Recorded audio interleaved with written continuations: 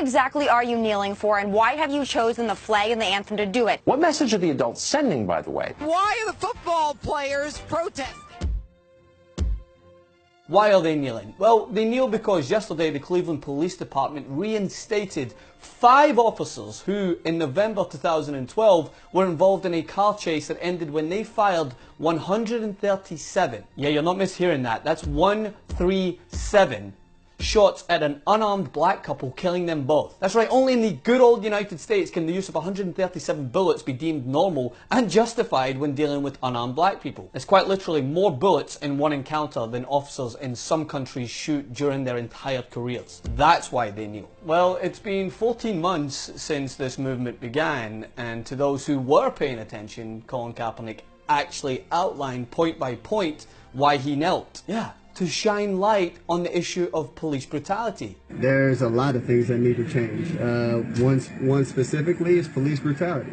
You know, I have great respect for men and women that have fought for this country. I have family, I have friends that have gone and fought for this country. Men and women that have been in the military have come back and been treated unjustly by the country they fought for.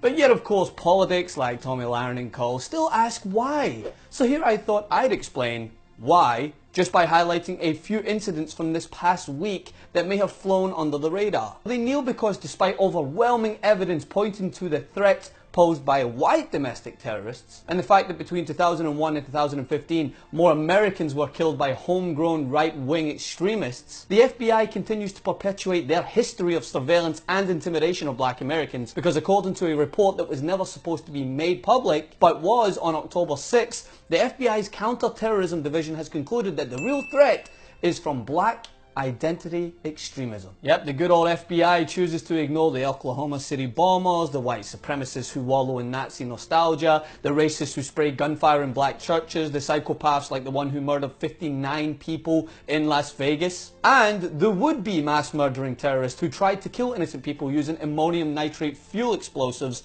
riddled with nails and bullets at North Carolina airport last week, but thankfully was unsuccessful due to great police work, as the real threat, and conjure up some more hate for black people instead. That's why they kneel. They kneel because just this week the NFL owners, who have all but succumbed to Donald Trump's demands on forced patriotism, held a meeting with NFL players to discuss ways they can work together on social issues players feel passionately about, all while they are systemically blackballing a black athlete for sharing his opinion on a social issue he felt passionate about. They discussed the issue that Kaepernick started, without Kaepernick. And then the commissioner comes out and does everything in his power to dance around simply using those 2 words, police brutality, to describe why they're protesting. Do you understand what they're protesting, and can you explain your understanding of that? Talking about sentencing, mandatory sentencing. They're talking about changes that I think will make our communities better. They're talking about what we can do to support them to effectuate that legislative change.